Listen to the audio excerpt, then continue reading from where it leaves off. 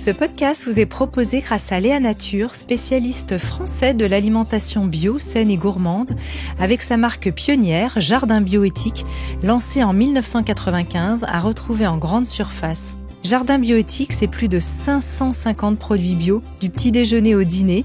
Et depuis son lancement, Jardin Bioéthique n'a eu de cesse de participer au développement de filières bio de qualité, durables et éthiques, et à la relocalisation des approvisionnements et de la fabrication en France. Merci infiniment à notre partenaire pour ses engagements en faveur de notre bien-être et de l'environnement.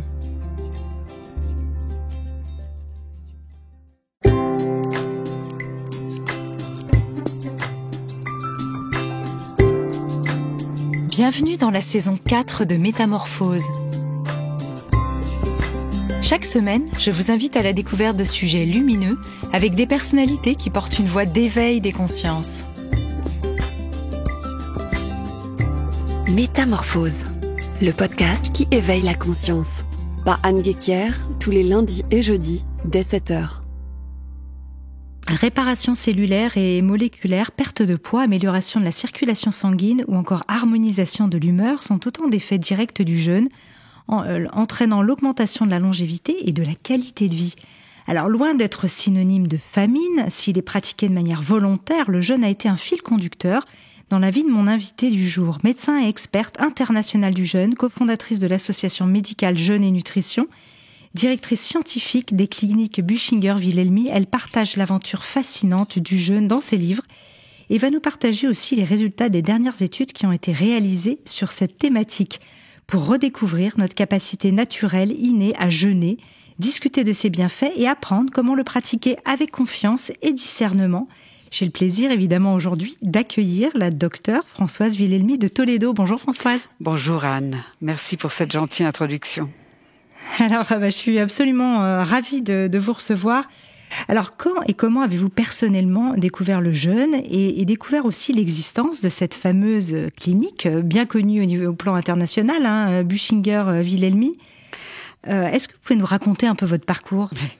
Mon parcours a commencé en étant simplement une personne un peu réveillée dans un milieu familial assez étroit, assez patriarcal, même si avec beaucoup de bonté, de générosité, mais mon père avait déjà tracé ma voie, il savait que j'allais reprendre son entreprise avec mon frère et mes cousins.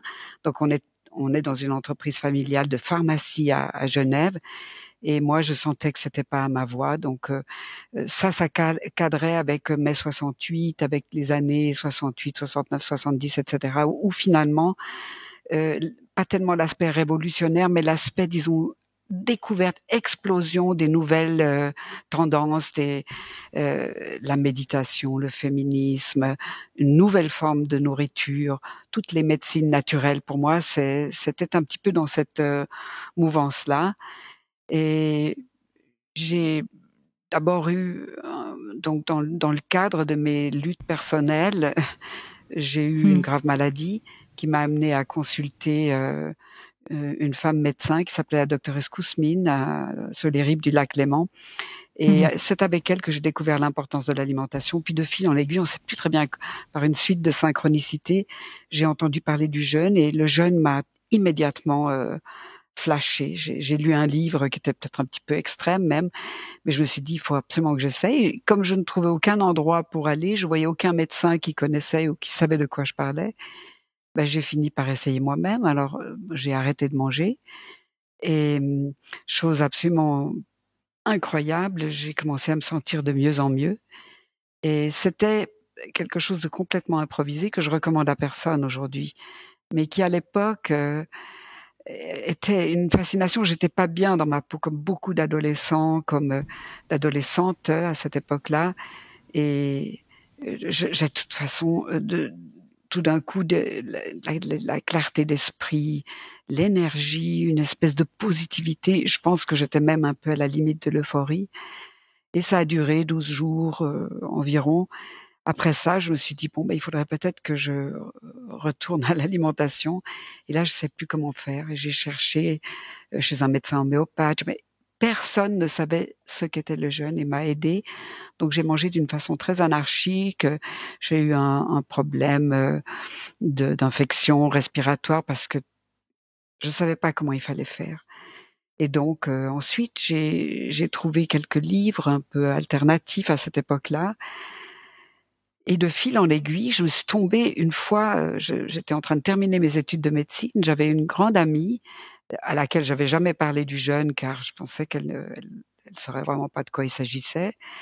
Et puis on tournait autour du pot et je lui dis tout d'un coup elle me dit mais tu parles du jeûne? Et je lui dis mais tu sais ce que c'est? Elle me dit ben oui. Mon père va chaque année depuis 20 ans à la clinique Buchinger-Wilhelmy au bord du lac de Constance. J'ai dit mais c'est pas possible, c'est tout près. Alors donc je suis allée là-bas et c'est comme ça que mon histoire a commencé car là-bas, disons, il y avait une structure, il y avait toute une méthode, il y avait une longue expérience de pratiquement 50, 60 ans. Donc je me suis trouvée encadrée et comme j'étais presque en train de finir mes études de médecine, j'avais une année entre ma première place en chirurgie et j'ai fait un remplacement là-bas. Et vraiment, je me suis complètement initiée à la méthode. Et puis, sur le plan privé, j'ai rencontré le petit-fils du fondateur de ces cliniques, de cette méthode, le docteur Otto Buchinger, et mon mari Raimund Wilhelmy, qui est devenu mon mari. Avec lui, j'ai terminé ma formation, puis ensuite je suis venue et on a développé ensemble. Disons, on était la 3e génération. Nous avons développé ensemble en fait ces cliniques. Nous avons essayé de leur donner un peu, disons, un fondement scientifique. Ça, c'était très important parce que l'expérience clinique est très importante. Elle existe depuis longtemps. On voit des cas. On en parlera peut-être tout à l'heure. Non seulement des gens qui viennent pour retrouver l'équilibre, mais vraiment des pathologies qui sont soignées d'une façon surprenante, avec des excellents résultats. Mais tout ça n'étant pas documenté, quand on est invité dans un congrès, petit à petit, avec l'évolution, on s'est rendu compte qu'il fallait présenter des données. Et alors, on va y venir évidemment longuement. Et là, maintenant, vous avez passé la main à vos fils, puisque c'est la 4e génération qui reprend la main, c'est ça? On a eu beaucoup de chance. Nous avons 2 fils. Et l'un voulait reprendre la clinique à Überlingen et l'autre en Espagne à Marbella. Et ça s'est très, très bien passé. Celui d'Espagne travaille avec sa cousine. Donc, nous sommes une entreprise familiale en 4e génération. Parfait. Donc aujourd'hui, il y a 2 cliniques qui encadrent donc ces jeunes. Voilà. Alors, pourquoi vous dites que jeûner est à la fois un art et aussi une capacité innée de l'être humain, évidemment? La capacité innée, c'est facile à comprendre. Nous sommes des êtres vivants sur une planète dans un système solaire et cosmique. Et dans ce système solaire, d'abord la Terre tourne autour d'elle-même, c'est-à-dire qu'il y a l'alternance du jour et de la nuit, qui fait que pendant le jour, l'être humain est fait pour chasser, pour manger, pour penser, pour avoir des activités. Et pendant la nuit, il y a d'autres activités qui sont des activités plutôt de rééquilibrage, de nettoyage, d'élimination. Et donc, notre système est fait en fonction de la lumière du jour et de la lumière de la nuit. Et c'est pour ça qu'on a le jeûne de la nuit. C'est en fait le jeûne intermittent. Et puis ensuite, la Terre tourne autour du Soleil en une année. Et comme elle est penchée par rapport à un axe qui serait vertical, elle a un axe à 30 degrés, ça définit les saisons. Donc, en cours d'une année, on a 4 saisons. Selon les régions, c'est un peu moins marqué, mais mettons dans nos endroits, dans nos pays. Et donc, quand on a la saison de moindre exposition solaire, qui est ce qu'on appelle nous l'hiver, eh bien, la Terre ne produit rien. Donc, l'être humain, avant qu'il découvre les technologies de conservation de la nourriture, ne connaissait qu'une façon de survivre à ces périodes où la Terre ne produit plus, c'est de jeûner, c'est-à-dire de vivre de sa graisse, la graisse étant la nourriture qu'on a mangée dans la période faste et dont on a mis l'excédent dans son corps qui nous permet de... Donc au fond, en une année, l'être humain préhistorique a forcément eu des longues périodes de jeûne annuel qui correspondaient justement à ça. Donc, nous avons le programme, de même que nous avons le programme pour vivre la nuit, bien que nous n'absorbions pas théoriquement de nourriture, nous avons le programme pour vivre pendant, chez un être de poids normal, 40 jours. Je dis pas que c'est ce que je recommande aujourd'hui, mais théoriquement, c'est la quantité de réserve qu'une personne de poids normal a. Donc c'est inné. On a le programme comme une voiture hybride qui n'a plus d'essence, va fonctionner à l'électricité et vice-versa. Nous avons 2 programmes, un programme pour le mode manger, le programme pour le mode jeûner. Et puis un art, c'est parce que ces dernières décennies, je dirais, et puis depuis que les êtres humains ont découvert la sédentarité et la culture, l'obligation de jeûner spécifiquement en hiver n'est plus forcément, disons, une question de survie. À notre époque, on a de la nourriture à n'importe quelle période à cause de la technologie, à cause, disons, du marché. Et on peut parfaitement se permettre, théoriquement, de ne pas jeûner. Donc l'art, c'est de se rendre compte qu'on est programmé pour avoir des moments où on mange, des moments où on jeûne, et de le réintroduire pour que ça fasse du sens aussi. C'est pas juste pour dire je vais retrouver mon rythme préhistorique, mais l'art de jeûner, ça veut dire il faut que moi je décide de réintroduire ces périodes et que je le fasse d'une façon, une bonne façon, de façon que ce soit une belle expérience en plus. Alors vous avez réalisé, vous le disiez en introduction et dans votre parcours, que vous avez souhaité ensuite, quand vous avez repris la suite de la clinique avec votre époux, doter ces cliniques en fait aussi d'études scientifiques. Qu'est-ce que vous avez eu comme résultat? Vous avez fait une très grande étude, je crois, il y a presque 2 ans, hein, c'est ça? Oui, la première, la première étude a porté sur ce que j'appellerais la sécurité. Donc, nous faisons un jeûne qu'on appelle le jeûne prolongé. Ce sont des périodes de jeûne de 5, 10, 15, 20 jours, parfois plus, qui sont très, très encadrés médicalement, avec une période de transition au début et une longue période de reprise alimentaire progressive à la fin. Donc, c'est un système en soi.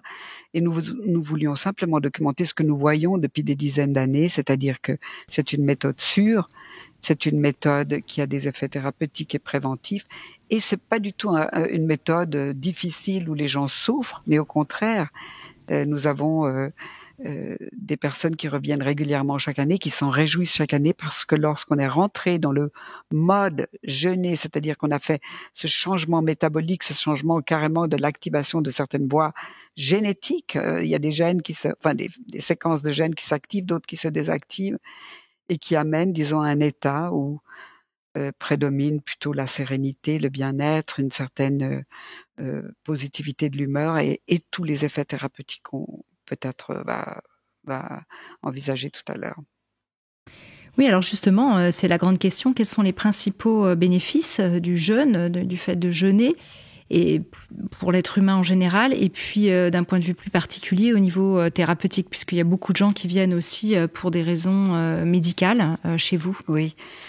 Bien, le premier effet, c'est un effet très important aujourd'hui qui est un effet métabolique, c'est-à-dire qu'on a ce qu'on appelle en anglais un switch métabolique.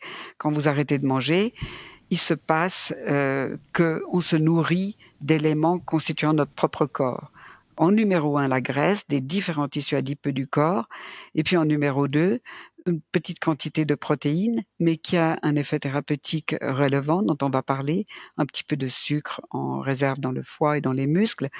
Mais au fond, le corps va se nourrir de lui-même en évitant évidemment d'utiliser des tissus qui sont indispensables à la survie ou à la reproduction. C'est pour ça qu'on voit que presque tous les organes vont donner de la substance. D'abord, beaucoup d'organes contiennent de la graisse, vont s'en débarrasser.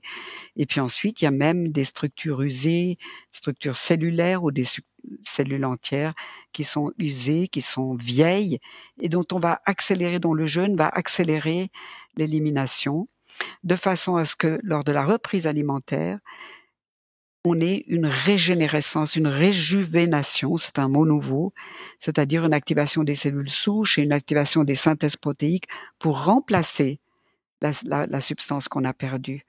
Donc vous voyez, il s'agit là d'un espèce de phénomène, de mécanisme de voirie cellulaire intensif et que l'on met en activité. Et ça peut être pour des personnes en bonne santé qui veulent le rester. Ça peut être pour des gens qui veulent passer des vacances de bonne qualité. Et puis, bien entendu, dans certains cas, ça peut soigner des maladies tout d'abord des maladies métaboliques, bien entendu. C'est-à-dire quand vous avez un excès de poids, un excès de poids surtout dans l'abdomen, vous allez diminuer le périmètre abdominal, vous allez diminuer votre poids, et puis il va y avoir une normalisation de la pression artérielle, une modulation de la pression artérielle dans le sens de la normalisation. Il va y avoir également une tendance à la normalisation du métabolisme du sucre, avec le diabète de type 2, avec tous les stades précédents, et du métabolisme des lipides aussi, c'est-à-dire l'hypercholestérolémie, certaines fractions du cholestérol qui, quand elles sont trop élevées, participent aux maladies cardiovasculaires.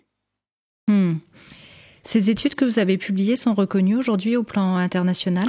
Oui, vous savez, pour publier une étude dans un journal avec un bon facteur d'impact, comme on dit, c'est une reconnaissance en soi, car il s'agit de journaux qui sont, comme on dit, peer-reviewed, c'est-à-dire que vous avez tout un comité de lecture, et à partir d'un facteur d'impact de 3 ou de 4, vous pouvez avoir la garantie, à part, il y a toujours de la corruption partout, mais enfin, c'est à un beaucoup plus haut niveau qu'au nôtre, qu'au fond, votre article a été vraiment très, très lu et relu. Nous sommes toujours en partenariat avec des centres universitaires qui dominent des techniques, par exemple, d'examen, d'analyse que nous n'avons pas sur place. Ce que nous avons, ce sont les personnes qui viennent jeûner volontairement et qui en général sont tout à fait ouvertes à donner à accepter d'une façon anonymisée selon toutes les règles de l'art de la science, de donner leurs valeurs, leurs examens de laboratoire, et puis de répondre à des questions. Ce qui fait que la première étude dont vous avez parlé tout à l'heure, c'est une étude qui documentait la sécurité. On a vu tous les paramètres dont j'ai parlé évoluer positivement. Bien entendu, on a demandé combien de personnes étaient hospitalisées. Il y en avait 4 ou 5 sur 1500, donc on peut pas parler vraiment de petit collectif. C'est un énorme collectif. C'est la plus grande étude sur le jeûne jamais publiée, sur le jeûne de la personne en plus non obèse. Et cette étude-là a été publiée dans PLOS ONE, qui est un journal quand même un bon facteur d'impact, et tous les autres articles qu'on a publiés, c'était des facteurs d'impact encore plus hauts. Le dernier, un facteur d'impact 12, c'est-à-dire vraiment là, on passe à travers, disons, des systèmes d'élimination qui sont très, très, très, très ardus, et si on arrive à être publié, c'est une reconnaissance internationale. Sur ces études de ces personnes, sur justement les fonctions métaboliques, et on pense notamment au surpoids, c'est vrai que ça paraît évident de manière mécanique que quand on arrête de manger, on perd du poids et que les graisses diminuent. Qu'est-ce que ces personnes-là, comment évoluent-elles dans le temps par rapport à ça ? Est-ce que même si vous n'avez pas forcément fait d'études dessus, est-ce que vous avez, j'imagine, un retour sur ces sujets-là ? Alors on commence à avoir maintenant ce qu'on appelle des follow-up, c'est-à-dire que jusqu'à présent, nous n'avons pas suivi toutes les personnes. C'était pas notre vocation. On était une clinique, mais par contre, nous avons toujours eu à peu près 50% des personnes, 60% qui reviennent régulièrement. Sur ces personnes-là, nous avons fait des statistiques et nous avons constaté qu'il y avait un tiers des personnes en surpoids qui arrivaient à baisser significativement leur poids et le maintenir à un échelon plus bas. Un tiers des personnes qui arrivaient à stopper la prise de poids, parce qu'à partir d'un certain âge, hommes et femmes commencent à avoir la tendance très, très significative à prendre du poids. Et vous pouvez stopper cette évolution, c'est déjà un très bon résultat. Et un tiers, disons, petit à petit reprennent du poids, mais pas immédiatement. La plupart du temps, c'est qu'ils retournent à leurs vieilles habitudes. Et c'est ça, la reprise de poids qui va de pair avec la reprise de certains symptômes.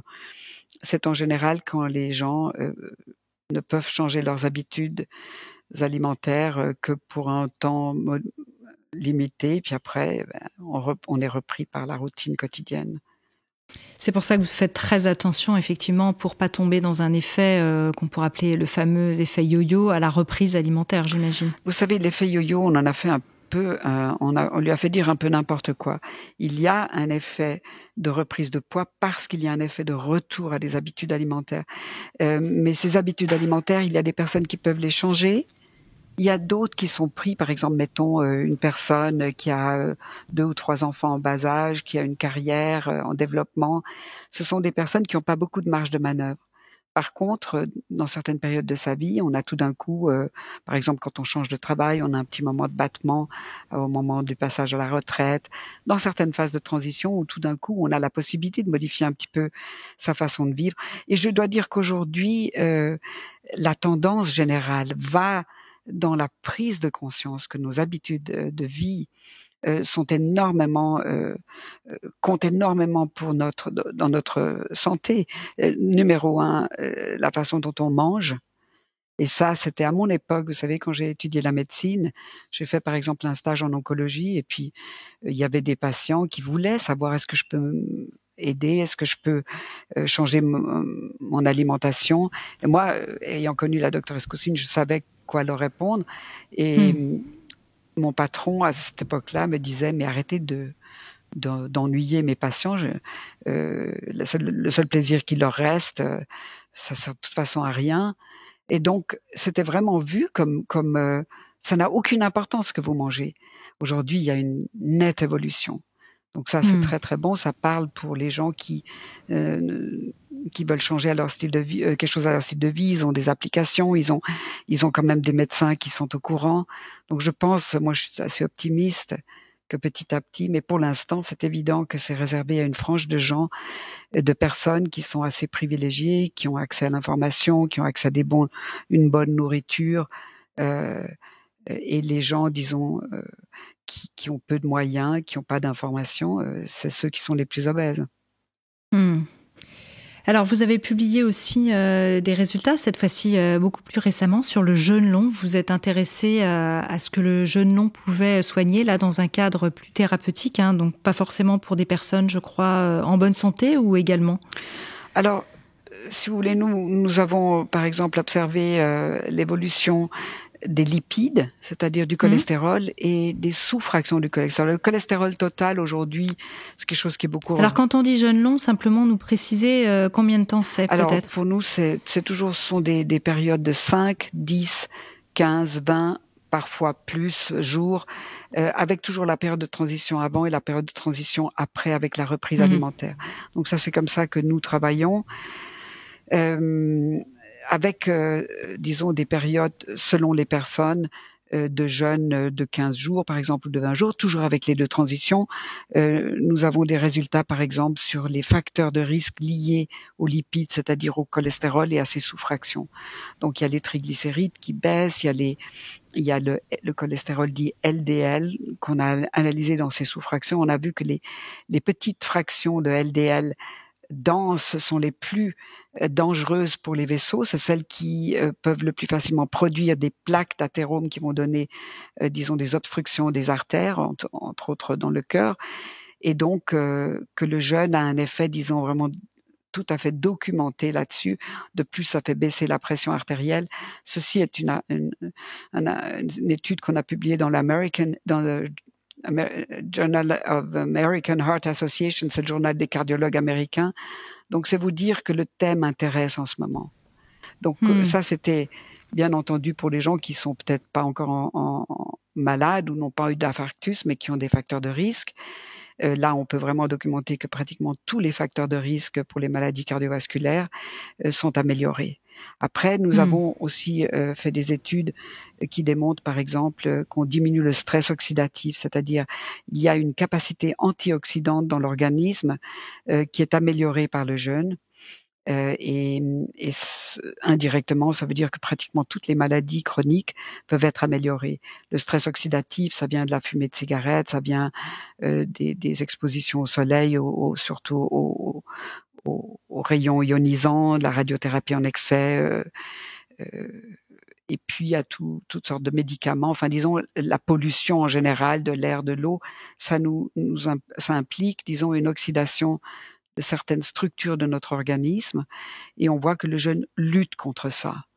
Donc, on pense aux métaux lourds, évidemment. Et alors, on a fait une petite étude pour essayer de démontrer justement que les métaux lourds étaient mieux éliminés pendant un jeûne. Et ça a démontré que certains métaux étaient mieux éliminés dans l'urine Mais nous persévérons. Ce sont souvent des petites études préliminaires pour arriver à faire des plus grandes études par la suite. Par contre, la capacité. Alors, il y a une étude en ce moment qui nous passionne, enfin un sujet qui nous intéresse énormément. C'est que c'est non seulement le tissu adipeux qui, si vous voulez, qui shrink, comme on dit en anglais, qui rétrécit, parce que Oui. c'est notre fuel, c'est notre carburant. Mais tous les organes ont tendance à rétrécir pendant le jeûne. Alors, par exemple, le foie, la muqueuse intestinale. Alors, le foie va tout d'abord se débarrasser de sa graisse. Et nous avons publié une étude qui a montré que le Fatty Liver Index, c'est l'index de foie gras ou de stéatose hépatique, qui est une maladie gravissime qui touche des millions de gens, et y compris des enfants. La stéatose hépatique ou foie gras de l'humain, qui amène à la cirrhose et à la transplantation hépatique, s'améliore. Cet indice s'améliore au prorata des jours de jeûne. Vous pouvez partir, disons... Et de manière durable? Alors là, si vous voulez, de manière durable, ça, c'est difficile, vous savez, de faire des follow-up fiables. Nous commençons, mais c'est toujours dépendant de ce que les gens font en rentrant. Oui, c'est ça. Donc là, je dois dire, on va faire des follow-up de plus en plus, mais c'est sûr qu'on va trouver ça finalement. Les gens qui arriveront à faire vraiment des changements d'alimentation, qui arriveront à introduire plus d'exercice physique, avoir un meilleur équilibre émotionnel aussi dans leur vie, qui leur permet justement de manager ces changements qui sont toujours difficiles. Parce que la société, nous vivons dans un environnement adipogène, c'est-à-dire toute la technologie, les nouvelles découvertes nous poussent à devenir de plus en plus sédentaires, à avoir moins d'équilibre émotionnel parce qu'on s'imprègne d'une foule d'informations, disons, qui viennent de tous les côtés, et puis qu'on n'a pas vraiment la possibilité de bouger comme le corps humain est fait pour. Donc, nous sommes dans un environnement de vie, dans l'Ouest, comme on dit, dans les pays, disons, industrialisés, qui demande à un individu vraiment une réaction contre la tendance générale. Et c'est pas très facile. Mais pendant le séjour, disons, de séjour de jeûne ici, il y a un gros effort pour inspirer les gens, leur donner de l'information sur les différents modes d'alimentation, sur leur donner le goût à l'exercice, leur redonner le goût à l'exercice physique, car quand ils jeûnent, ils vont évidemment améliorer leur poids, donc ils vont être plus légers, donc ils pourront mieux marcher et bouger. Mais on voit que la musculature est protégée, ça c'est un nouveau paradigme qu'on a mis en évidence dans notre dernière étude. Oui, ça c'est intéressant parce que c'est vrai qu'on peut imaginer que sur des sujets plus âgés, il y a une fonte de la musculature, et là vous dites c'est pas le cas. Alors les sujets plus âgés, si vous voulez, c'est pas forcément les sujets, je sais pas ce que vous entendez par plus âgés, mais quand il y a des personnes de 80, 90 ans, on trouvera peut-être d'autres stratégies que celles du jeune. Mais disons dans la population moyenne, des gens de 50... Non, quand je pensais plus âgés, c'était 50 et plus. Ah non, c'était alors plutôt, là, ce qu'on appelle plutôt couramment les seniors, on va dire. D'accord. Non, alors dans ce cas-là, si vous voulez, la musculature est bien protégée, de même que le cerveau et de même que les testicules. C'est très intéressant parce que d'un point de vue évolutionnaire, le jeûne étant programmé pour chaque année arrivée à cause justement du rythme cosmique, la Terre autour du Soleil et des saisons, les êtres humains étaient soumis à des jeûnes d'une façon systématique. Donc, et il fallait qu'ils gardent leur musculature et leur cerveau pour être à même de chercher de la nourriture et d'en trouver, du moins au moment de la reprise alimentaire ou de la fin de de la saison plus austère. Donc, et puis il fallait aussi, quand il y a des périodes de disette, pouvoir passer ses gènes avant de mourir, si vous voulez, d'une façon un peu cyniquement, comme les chercheurs le disent aujourd'hui. Donc, on voit dans des études sur la souris, mais on peut extrapoler beaucoup de choses. C'est qu'en fait, le cerveau, les muscles sont utilisés d'une certaine façon et d'une façon réversible, mais ne perdent pas leur fonction du tout. Et les testicules sont préservés, donc elles vont pas rétrécir comme les autres organes, comme le foie, comme la muqueuse intestinale, comme tous les organes pratiquement, qui rétrécissent et ensuite, au moment de la reprise alimentaire, vont se réexpandre, c'est-à-dire retrouver leur volume à partir de cellules souches, donc embryonnaires, donc neuves et jeunes, et réjuvéné, comme on disait tout à l'heure. Et donc ça, c'est aussi un aspect thérapeutique que je trouve absolument passionnant, c'est de se dire, mais en fait, on va améliorer la fonction des organes, possiblement, il faudra le démontrer, mais ça colle beaucoup avec les observations cliniques que nous avons. Donc, si vous voulez, le gros avantage pour nous de faire des études, c'est qu'on part pas dans l'obscurité. C'est ce qu'on voit, disons, depuis tellement de dizaines d'années, que les gens nous disent, mais je me suis jamais senti aussi bien.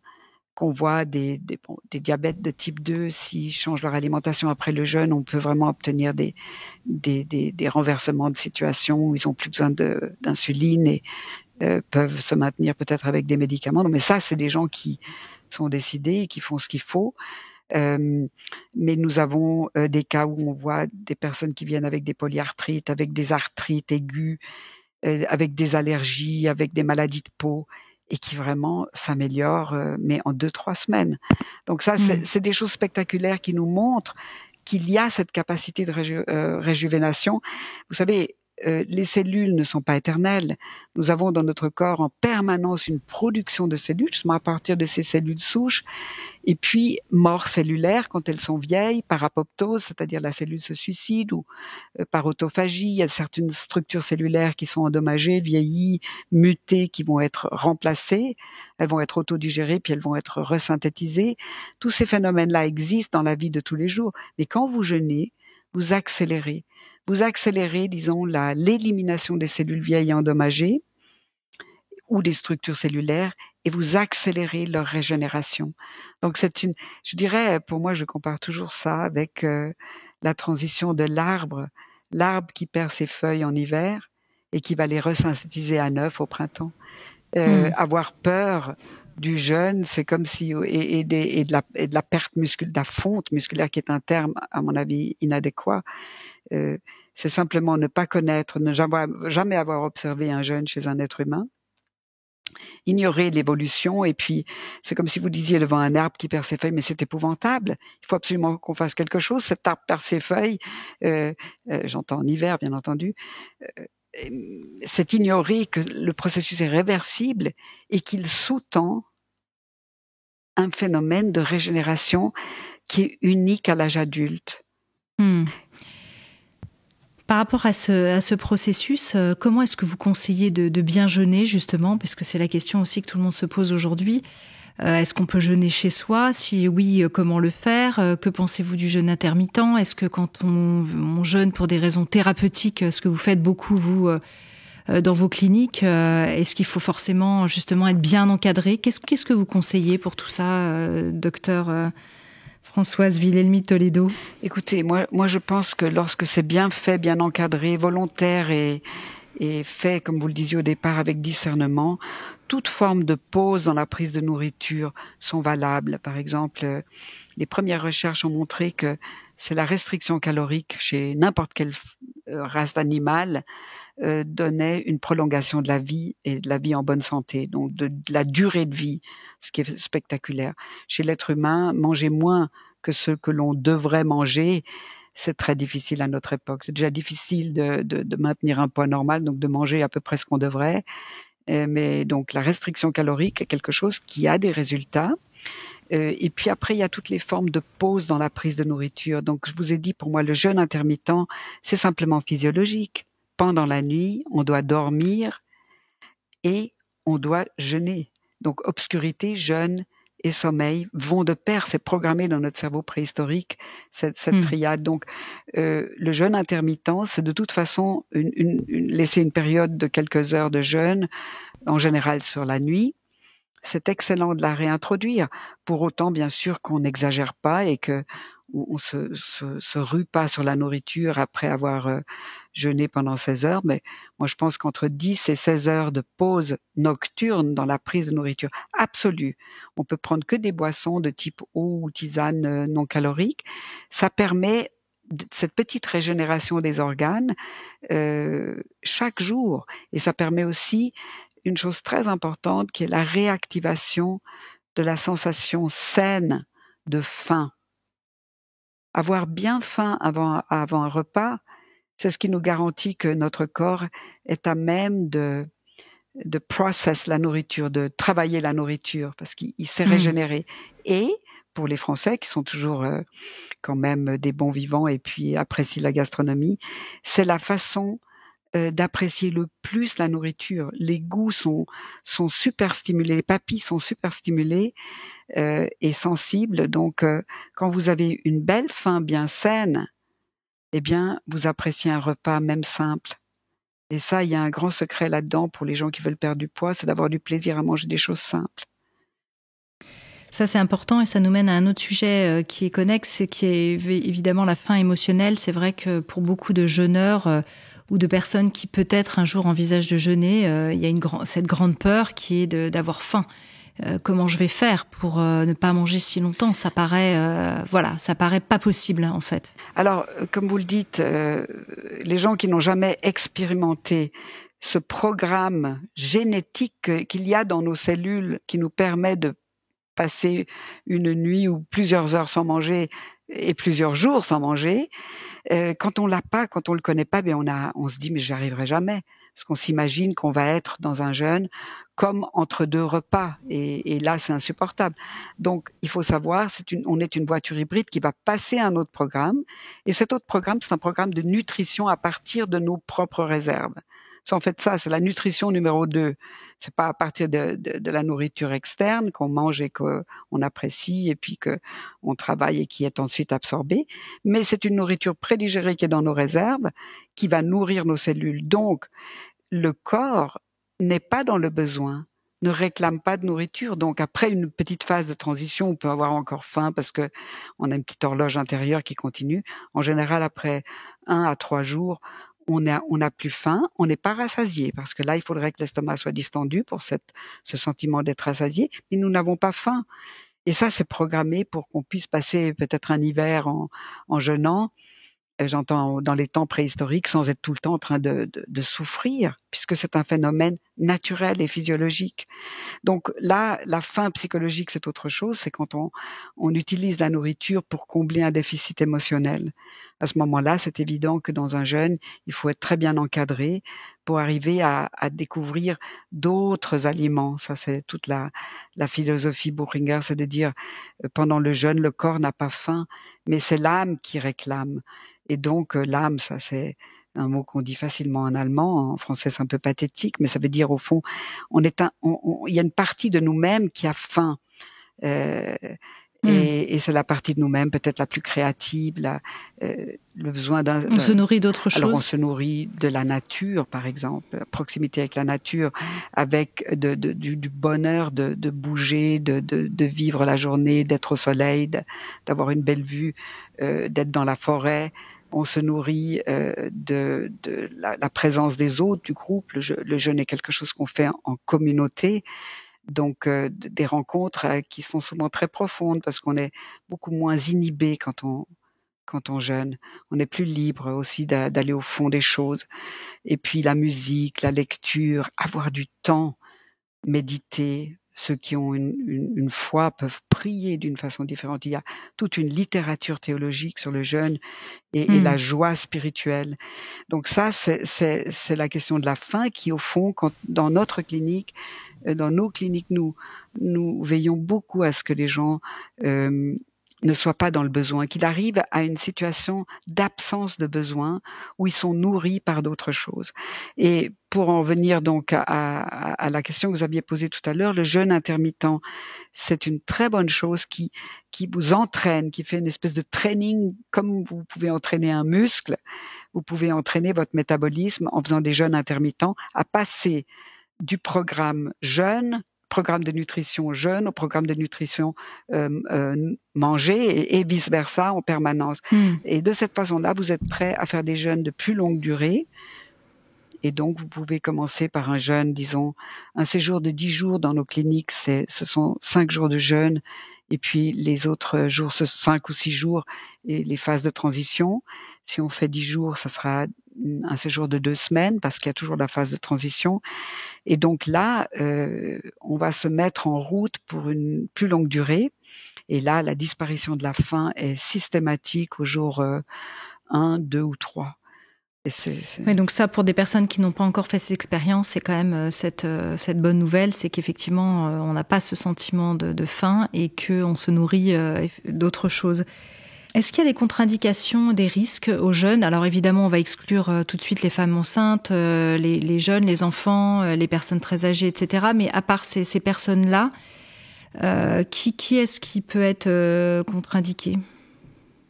Bien, si vous voulez, dans la philosophie Bourringer-Wilhelmy, il s'agit vraiment de voir la personne dans son ensemble. C'est-à-dire, en fait, une personne peut avoir, comme vous le disiez tout à l'heure, ne pas avoir de maladie, ne pas prendre de médicaments et avoir profondément besoin d'un jeune pour faire un reset psychologique, pour arriver à lui la rebooster, lui redonner l'envie de vivre, de l'énergie. Donc, au fond, nous sommes d'avis que c'est quelque chose à fixer individuellement. Maintenant, pour nous, dans un contexte médical, avec des infirmières, avec du personnel formé officiellement, nous avons peu de contre-indications. Les contre-indications les plus importantes, ce sont par exemple des maladies psychiatriques avec des schémas médicamenteux lourds. On choisira d'autres formules. Des gens qui ont un cancer floride, nous n'avons pas de structure oncologique ici, donc nous préférons prendre des alternatives aux jeunes qui sont plus modérées, mais qui vont nous montrer si la personne répond bien à une stratégie alimentaire, par exemple. Et il y aura des pathologies, si vous voulez, sont en général les pathologies qui ont, disons, des maladies qui sont extrêmement virulentes. Par exemple, le Covid, quelqu'un qui arriverait avec un Covid grave, de toute façon, on ne pourrait pas l'accepter parce que nous n'avons pas la structure ni la sécurité. Mais ce genre de choses que nous ne connaissons pas dans sa virulence, nous adoptons alors toujours une attitude prudente qui consiste à dire bien, nous faisons une réduction calorique peut-être cétogène, c'est-à-dire que nous limitons les graisses et les protéines. Donc, ce sera des légumes avec des très bonnes graisses, des très bonnes huiles, des noix, etc. Enfin bref, il y a tout un protocole. Et nous adoptons le jeûne intermittent. C'est-à-dire, ça sera une personne qui sera mise dans une condition qui a beaucoup d'analogies avec celle du jeûne. Et puis, il y aura tout le programme annexe d'exercice physique, toutes les thérapies individuelles, tout le programme d'information qu'il y a de toute façon. Donc, nous sommes prudents. Nous ne nous lançons pas dans des pathologies graves où il s'agit de pas faire d'erreur. Si vous avez un problème d'obésité moyenne, par exemple, bon, si la personne reprend du poids, c'est très ennuyeux, mais ça met pas sa vie en danger. Comme si vous. Donc, nous connaissons très très bien les pathologies chroniques inflammatoires. Tout ce qui touche les articulations, tout ce qui touche la peau, les allergies, l'eczéma et aussi toutes les allergies, toute la gamme des allergies. Par exemple, l'asthme sont des maladies qu'on domine très bien. Toutes les maladies métaboliques dont j'ai parlé. En général, quand il y a une situation inflammatoire, quelqu'un qui a des douleurs, qui a des organes qui sont disons tuméfiés ou qui ont des caractéristiques d'inflammatoire, aussi on voit ça bien entendu dans la formule sanguine, dans les examens de laboratoire. Eh bien là, parfois on essaye car nous avons un médecin par patient. C'est-à-dire chaque personne qui rentre va être prise en charge pendant 3/4 d'heure, 1 heure et on va essayer de voir vraiment sa situation de vie complète, pas seulement sa situation de vie sur le plan anamnèse, status, voir si elle est malade ou pas, mais vraiment où est-ce que j'en suis dans ma vie? Est-ce que c'est une période, disons, relativement calme où l'aspect familial, l'aspect professionnel, l'aspect inspirationnel personnel sont à peu près en bon équilibre? Ou est-ce que quelqu'un est dans une situation de rupture, une rupture émotionnelle, une rupture professionnelle, un changement de conditions, ménopause, retraite et autres. Vous voyez, et on se fait une image de la personne. Donc parfois on pourrait même dire quelqu'un qui arrive dans un état d'épuisement complet, psychique et physique, ben on le laissera pas jeûner tout de suite. On pense au burn-out évidemment, oui. Alors là, il faut voir peut-être la personne la laisser 2-3 jours, 4 jours, 1 semaine, pour voir dans un contexte hors de son contexte quotidien, dans un environnement extrêmement protégé, extrêmement soutenu, extrêmement professionnel, si la personne fait mine d'amélioration, alors on peut essayer, disons, petit à petit de passer à des stratégies alimentaires qui peuvent ressembler au jeûne et puis peut-être, dans certains cas, passer au jeûne. Mais tout ça est vraiment très, très monitoré. Oui, ce que j'entends, c'est que effectivement, ce cadre clinique, médical, vous parliez de médecins, d'infirmières, de suivi très précis par patient, etc. Pour vous, c'est vraiment essentiel que le jeune soit dans ce contexte-là, notamment quand il s'agit effectivement de pathologie. Oui, et pour les personnes qui peuvent aussi, y accéder. Sur tous les plans, car se sentir en sécurité, se sentir aussi protégé, et de temps en temps, quand on commence à vraiment faire une descente en soi-même, où on trouve peut-être des émotions refoulées. Tellement d'entre nous, c'est un phénomène de survie que de refouler dans l'enfance, quand on vit des choses difficiles. Et la période de jeûne est une période très cathartique, c'est-à-dire qu'il y a beaucoup de choses qui peuvent ressurgir, qu'on peut à ce moment-là approcher avec un moi adulte et avec l'aide de thérapeutes, et à ce moment-là s'en débarrasser, c'est-à-dire faire la paix, faire des phénomènes de guérison, on peut dire, intérieure.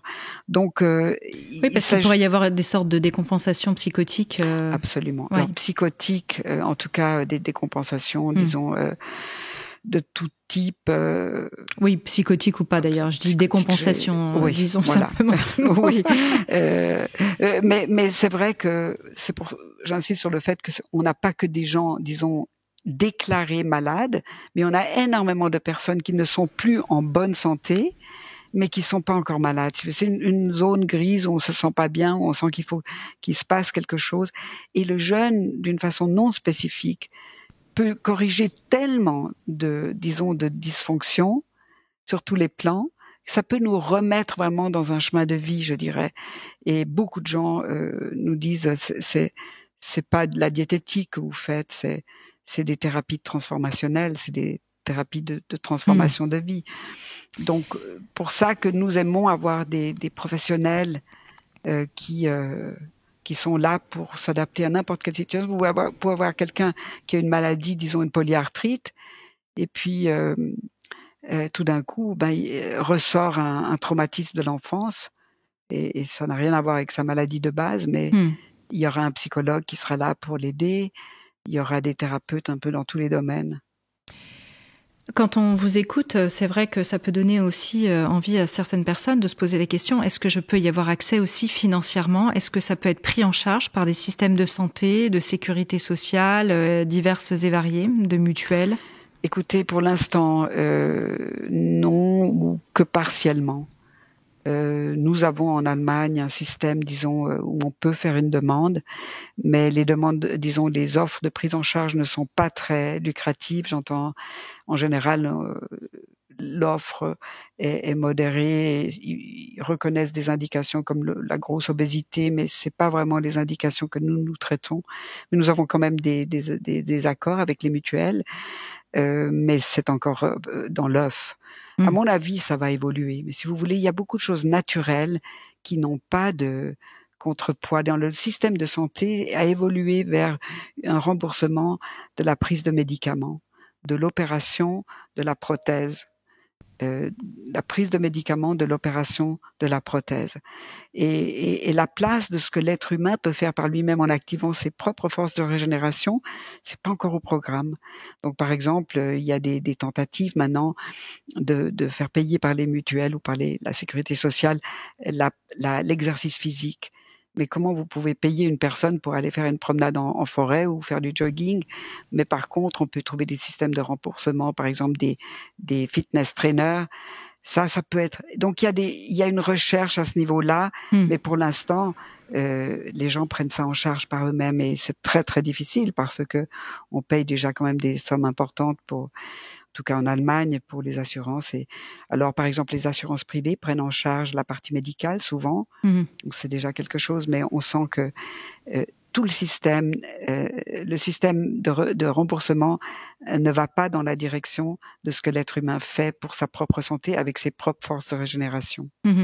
Pour l'instant. Pour l'instant. Sur la partie du cancer, vous l'avez un petit peu évoqué tout à l'heure, est-ce qu'il y a des études qui montrent effectivement qu'il peut y avoir un accompagnement, parce que ça peut être aussi assez décrié, c'est vrai que c'est un sujet qui est un peu controversé, jeûne et cancer. Il y a pas mal de groupes de travail, de recherche, j'imagine, qui sont dessus en ce moment. Alors, oui, bien sûr. Bon, les recherches se portent très très souvent sur l'animal, donc c'est le petit animal, c'est la souris. C'est difficile de transposer les recherches sur le jeune avec le petit animal vers des grands animaux comme nous. Souvent, disons, un jour de jeûne chez une souris, ça correspond peut-être à une semaine ou 10 jours de jeûne chez l'humain. Donc là, il y a beaucoup de flou artistique.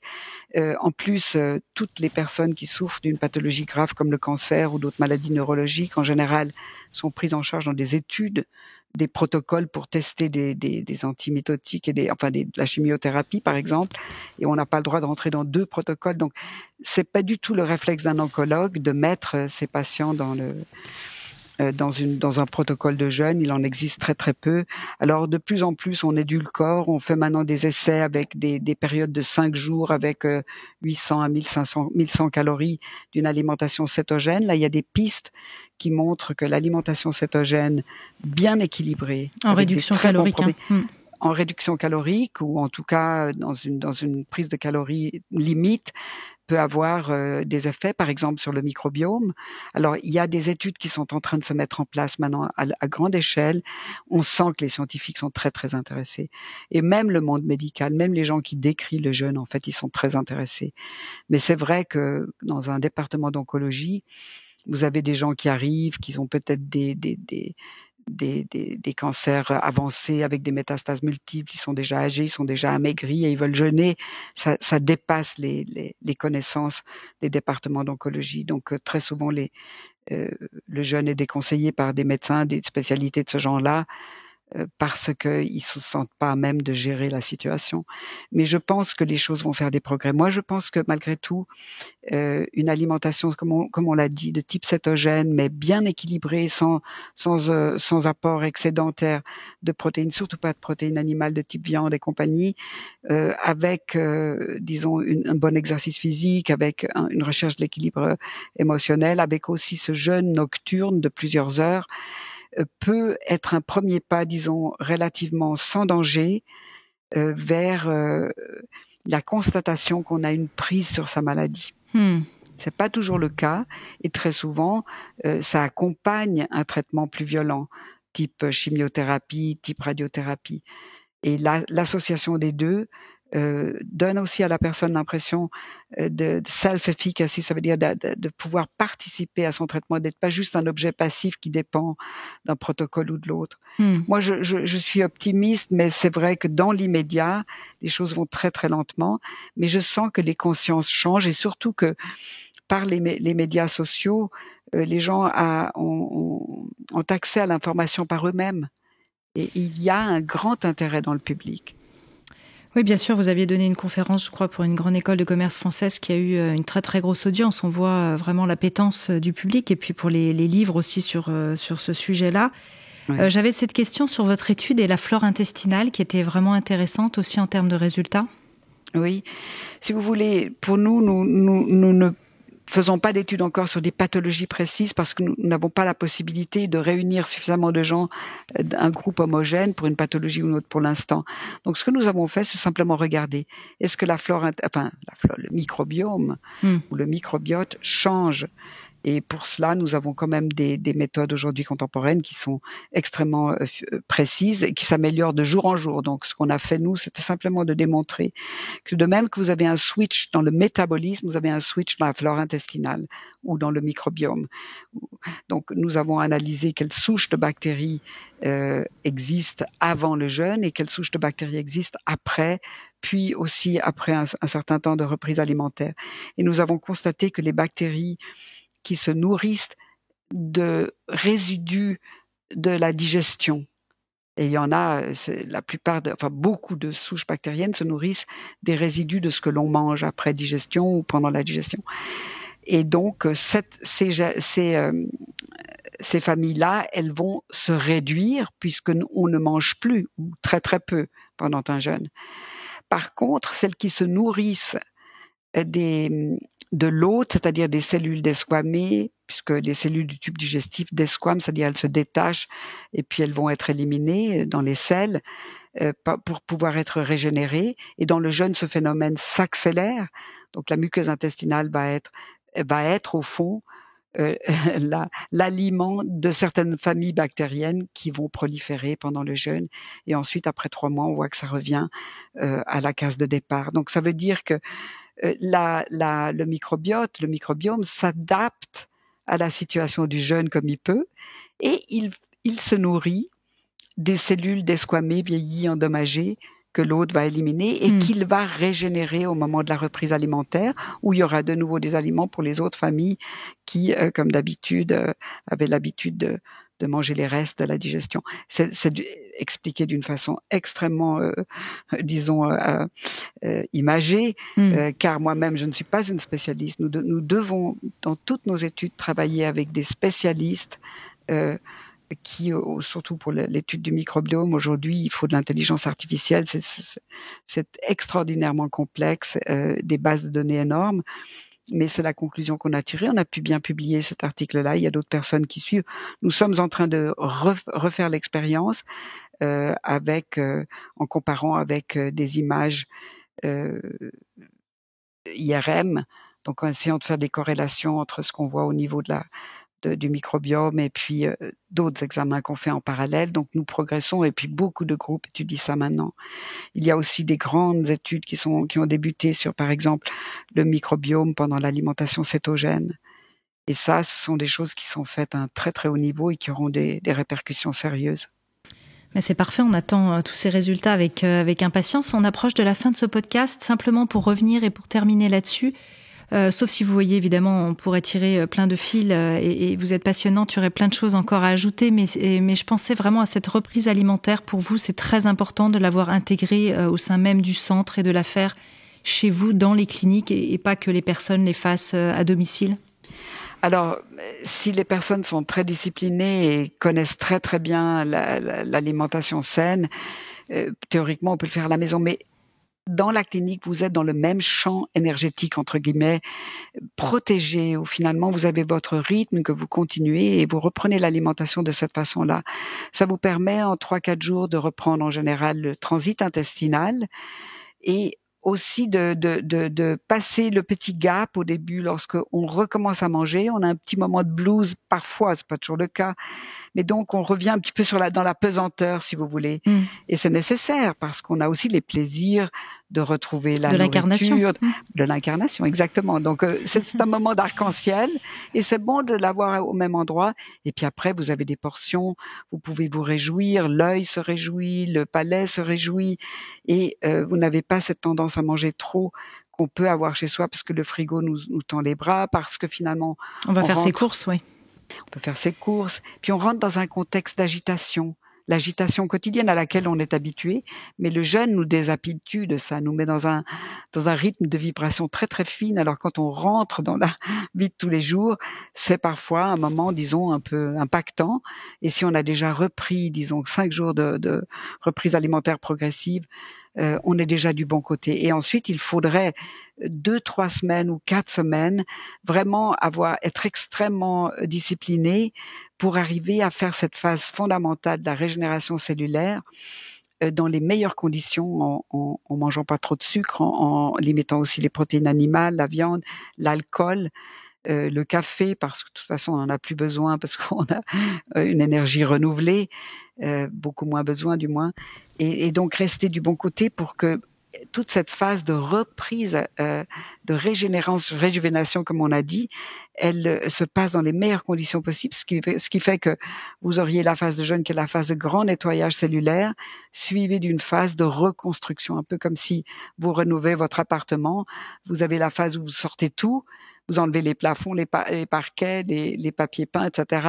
Et puis après, vous avez la phase où vous remettez des meubles neufs, vous repeignez à fond.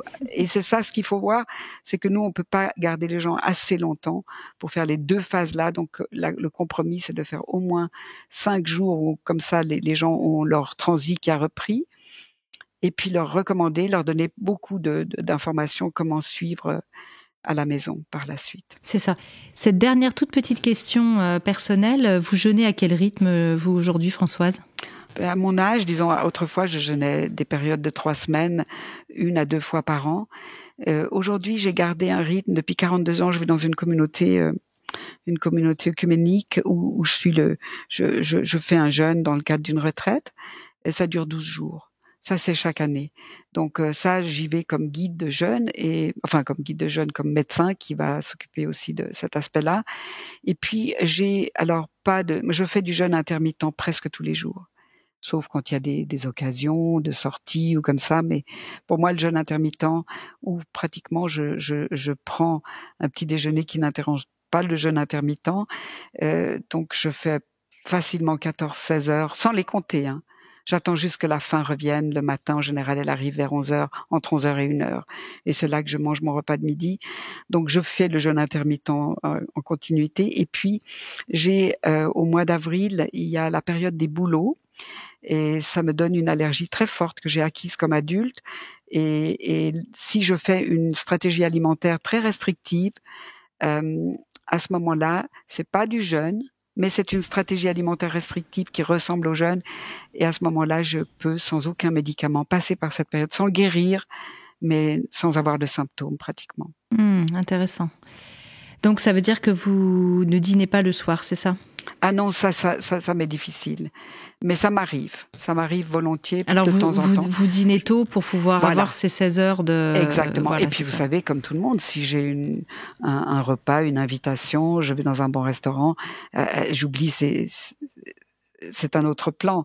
C'est pour le plaisir, c'est pour la convivialité. Mais en général, j'attends d'avoir faim après un repas un peu plus excessif que ce que j'ai l'habitude. J'attends la faim et puis des fois, ça passe presque 24 heures sans retourner. Donc, et quand j'ai faim, je sais que je peux y aller. Et depuis, j'ai plus jamais eu de problème de poids. Au contraire, j'ai même maintenant, je me sens tellement bien quand je mange peu que parfois je me dis, il faut que je fasse attention de pas trop perdre de poids. Et c'est nouveau parce que toute mon enfance et mon adolescence, j'ai lutté contre l'excès de poids. Mais c'est vrai, quand on vous voit, on peut pas imaginer. Effectivement, vous avez une sacrée ligne. Merci infiniment, docteur Françoise Wilhelmy de Toledo, pour ce voyage passionnant au pays du jeûne. Je rappelle le nom d'un de vos ouvrages, L'art de jeûner, manuel du jeûne thérapeutique Buchinger aux éditions Jouvence. Et pour ceux qui souhaitent en savoir plus sur les cliniques Buchinger-Wilhelmy, toutes les informations sont disponibles évidemment sur le site internet buchinger-wilhelmy.com. Merci beaucoup. Merci Anne. Si vous avez aimé ce podcast, n'hésitez pas à lui donner 5 étoiles sur Apple Podcast ou sur votre plateforme préférée. Découvrez mes invités en avant-première sur Instagram à l'adresse Métamorphose Podcast et surtout, abonnez-vous pour ne manquer aucun épisode. Retrouvez en librairie mon livre issu du podcast Métamorphose éveille ta conscience, 33 rencontres essentielles pour être soi aux éditions Erol, ainsi que mon tout nouvel oracle du Scarabée d'or chez le même éditeur. Et enfin, pour nous soutenir, participer au cercle de discussion ou rencontrer en direct nos invités, rejoignez dès maintenant la tribu Métamorphose à l'adresse patreon.com/métamorphose. Merci. Métamorphose, le podcast qui éveille la conscience. Par Anne Guéquière, tous les lundis et jeudis, dès 7h.